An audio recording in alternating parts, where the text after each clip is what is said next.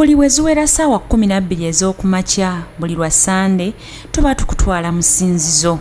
Eno ye Sande ey'okusatu mu budde obw'ekisiibo omwaka bba. Mwebala okusiiba. Olwaleero wulira eddoboozi pulogulaamu yaffe tugitu ku kigo kya Lady Egayaaza nga tugenda okwegatta ne famire y'omwami wa Kabaka Kirembe Kabbaale nga beebaza Katonda olw'okufuna diguli ey'okubiri mu byenjigiriza n'ekirabo ky'abaana abasatu abaazaalibwa omulundi gumu. Era olwaleero bagenda okufuna essaakalamentu ly'abatiisimu.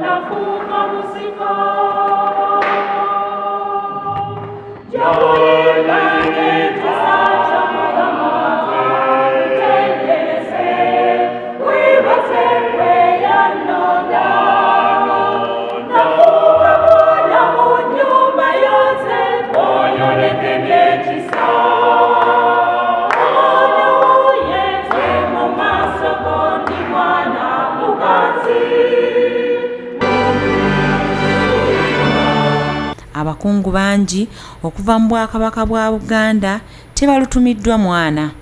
Nkwaniriza mu kusinza, okusaba n'okwebaza ku Bukedde TV. Father Dr. Edward Sekabanja ow'essaza ly'e Masaka yagenda okukulemberamu omukolo guno ng'ayambibwako bakabona abalala.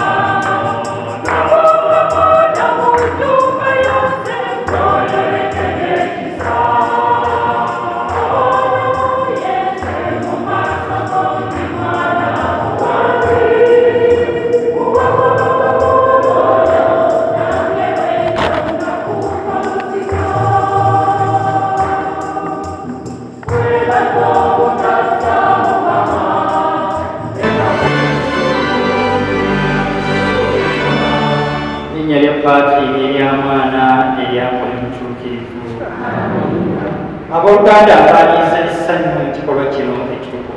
Tukuŋŋaanidde awali Katonda Kitaffe. Enneema ya Mukama waffe Yesu Kristo n'okwagala kwa Katonda n'okuseekima kwa Mwoyo Mutuukirivu bibeere mu mmwe mwenna. Naawe. Mujje twebaze Omukama gwe mulamwa ogutwanjuddwa. Twebaza Omukama olw'ekirabo eky'obulamu. Twebaza Omukama olw'ekirabo eky'amagezi. Byonna tubigatte wamu mu kitambiro kino kye tuweerezaayo amagezi n'obulamu omwami omukyala baale n'abaana bange ate naffe ffenna tusobole okubikozesa omukama tumuweesettendo n'ekitiibwa naffe bituviiremu empeera ey'olubeerera. Ekitambiro kino eky'okwebaza tusooke twenenyeze omukama amagezi ago ge yatuwa bekakozesezza okuweereza abalala nakumussisa mu kitiibwa era obulamu bwe tutabukozesezza nga tumwebaza okutuwa era n'okubukozesa ebyo byayagala. Atusaasira atusonyiwe okwebaza kuffe kuno okutukuvu akusiime.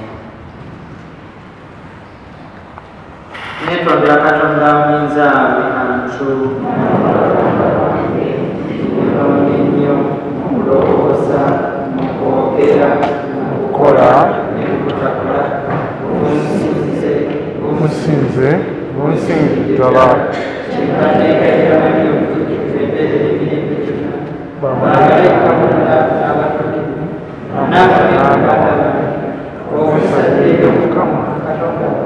Katonda omuyinza wavuga atukwatula ekisa, atusonyiwa ebibi byaffe, atutuuse bulamu bwawe. Ennaku z'okutukuzibwa kwabwe zaatuuka nga bwe kiri mu tteeka lya Musa, ne bamutwala e Yerusaalemi okumusingira Omukama, nga bwe kyawandiikibwa mu tteeka ly'Omukama nti buli kiggulanda ekisajja kinaayitibwanga kitukuvu eri Omukama, n'okuwaayo ekitambiro nga bwe kiri mu tteeka ly'Omukama amayiba 2 oba obuyiba 2. Mu Yerusaalemi mwalimu omusajja erinnya lye Simyoni. Omuntu oyo nga mutuukirivu era nga musomi, yali alindira okubatizibwa kwa Isirayiri, ne Mwoyo Mutuukirivu yabanga naye. Mwoyo Mutuukirivu yali amubikkulidde nti yali tagenda kufa nga talabye musike wa Mukama. Najja mu kiggwa ng'afuuyiddwa Mwoyo Mutuukirivu. Abazadde bwe baali bayingiza omwana mu kiggwa balyoke bamukole ng'empisa y'etteeka bwe yali, n'amukwata mu mikono gye n'agulumiza Katonda n'agamba nti kati leka omuweereza wo Ayi Mukama agende mirembe nga bwe wayogera, kubanga amaaso gange galabye obulokozi bwo bwewategekera mu maaso g'amawanga gonna, ekitangaala eky'okulisa amawanga n'ekitiibwa ky'abantu bo Abayisirayiri. Kitaawe ne nnyina ne beewuunya ebigambo bimwogeddwa. Simyoni n'abagaliza omukisa, ate n'agamba Mariya nnyina nti ono ateekeddwawo olw'okuzikirira n'olw'okuzuukira kw'abangi mu Isirayiri, era ali akabonero ke banaawakanyanga. Naawe ekirala kiri kusoya omutima gwo, ebirowoozo by'emitima gy'abangi byerukwe.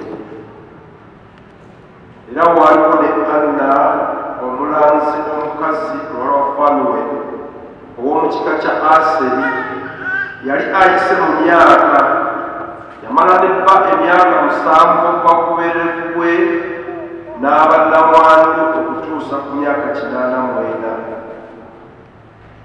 Tiyavanga mu kiggwa ng'asiiba yeegayirira n'okuweereza emisana n'ekiro, naye n'atuukira ddala mu kaseera ako kennyini ne yeebaza Katonda, n'ayogera ku mwana oyo eri abantu abaali basuubira okunoba kwa Yerusaalemi.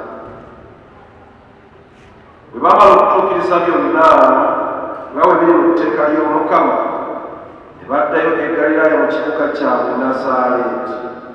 Awo omwana n'agenda ng'asumuka ng'akakata ng'ajjudde amagezi n'ekisa kya Katonda nga kimuliko. Omwami n'omukyala baale kirembeka batiisa olwaleero. Akatabo ako kalimu mu bimpimpi gye nvudde waabwe era atuyisizza olwaleero nti tujje twebaza Omukama. Kattottola mu bimpimpi essanyu lyabwe we libava era n'amaanyi okutuyita okujja mu kitambiro kino. Temweraliikirira, tujja kasoma oluvannyuma naye era tukyali mulamwa kubanga wano mukulu waffe yatwanjulidde bulungi. Okwebaza Omukama kya kitiibwa nnyo, kya ttendo ate ffe tusinga okukifunamu. Ne bwe tubanga situzze ku mulamu ogwaleero okwebaza Omukama kibeera bulijjo kya bugagga eri ffe. Tulisiimye okuba nti we tuli mu ttuntu lya leero.